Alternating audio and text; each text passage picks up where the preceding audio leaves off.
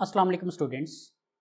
Today we are going to discuss a very important concept in English grammar. We are going to discuss tenses. We are going to have an introduction of tenses. सही English लिखने या बोलने के लिए tenses का knowledge होना बहुत ज़रूरी है. हम जो कुछ भी बोल रहे होते हैं तो कहीं ना कहीं वो किसी एक्शन को या काम को जाहिर कर रहा होता है. तो टेंस बेसिकली शो करता है कि कोई भी एक्शन कब हो रहा है, उसके स्पेसिफिक टाइम को ये डिनोट करता है. So the word tense means time, वक्त या ज़माना. A tense denotes the time of an action. Everything that we speak shows an action and the time it happens. So it belongs to a specific tense. तो जो कुछ भी हम अपनी daily conversation में बोल रहे होते हैं वो किसी एक्शन को शो करता है या किसी एक्शन के टाइम को शो करता है कि कोई भी काम या कोई भी एक्शन किस टाइम पे हो रहा होता है. तो इंग्लिश में वक्त या ज़माना जो है वो 3 किस्म का होता है. मौजूदा ज़माना या मौजूदा वक्त को हम प्रेजेंट टेंस कहते हैं. गुजरा हुआ ज़माना या वक्त पास्ट टेंस कहलाता है और आने वाले ज़माने या वक्त को हम फ्यूचर टेंस कहते हैं. तो ये इंग्लिश टेंसेस की बेसिक टाइप्स हैं: present tense, past tense, future tense. So these are the 3 basic tenses in English. लेकिन आगे इनमें से हर एक टेंस की 4 मज़ीद इकसाम हैं. So each of this tenses has 4 more types. आइए अब उनकी बात कर लेते हैं. Indefinite tense, continuous tense, perfect tense and perfect continuous tense. जो इंडेफिनिट टेंस होता है ये सिर्फ किसी काम के होने का बताता है. इससे किसी काम के होने का पता चलता है. ये नहीं बता रहा होता, इससे ये नहीं पता चलता कि कोई काम जो है क्या वो हो रहा है या वो हो चुका है. तो इसको हम कहते हैं इंडेफिनिट टेंस. जिस तरह के वो स्कूल जाता है, वो स्कूल गया, वो स्कूल जाएगा. ठीक है, इसमें सिर्फ एक्शन की बात हो रही है और टाइम की बात स्पेसिफिकली नहीं हो रही है इसमें. फिर एक कंटिन्यूस टेंस. कंटिन्यूस टेंस जो है ये किसी काम के जारी रहने के बारे में बताता है. मतलब वो स्कूल जा रहा है, वो स्कूल जा रहा था या वो स्कूल जा रहा होगा.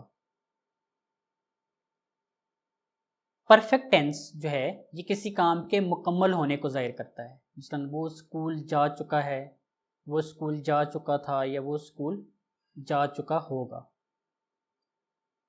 और परफेक्ट कंटिन्यूस टेंस जो है ये किसी काम के मुकर्रर वक्त या मुकर्रर मुद्दत से जारी होने को जाहिर करता है.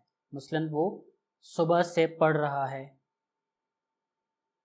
वो 1 हफ्ते से अमेरिका में है. इस तरह के जुमले.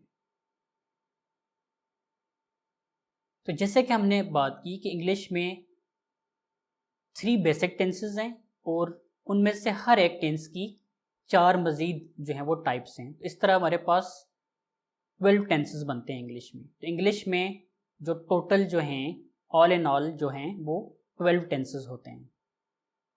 आइए अब हम चार्ट में उन तमाम 12 टेंसेस की बात कर लेते हैं. तो टेंसेस 12 हमारे पास ये होंगे.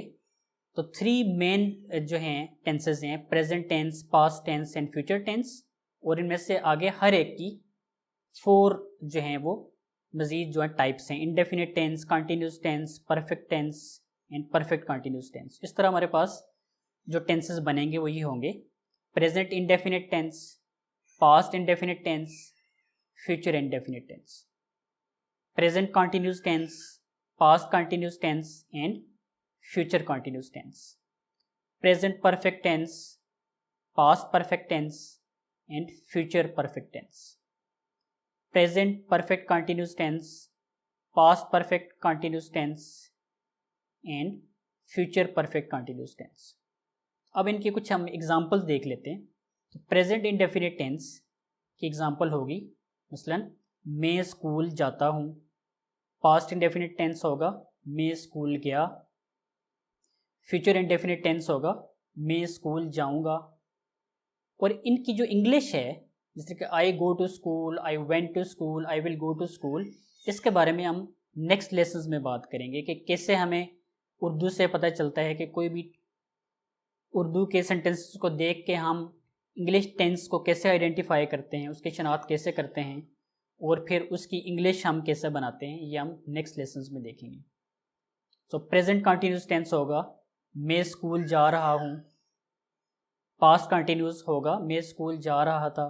फ्यूचर कंटिन्यूस होगा मैं स्कूल जा रहा हूँगा। प्रेजेंट परफेक्ट टेंस वो स्कूल जा चुका है।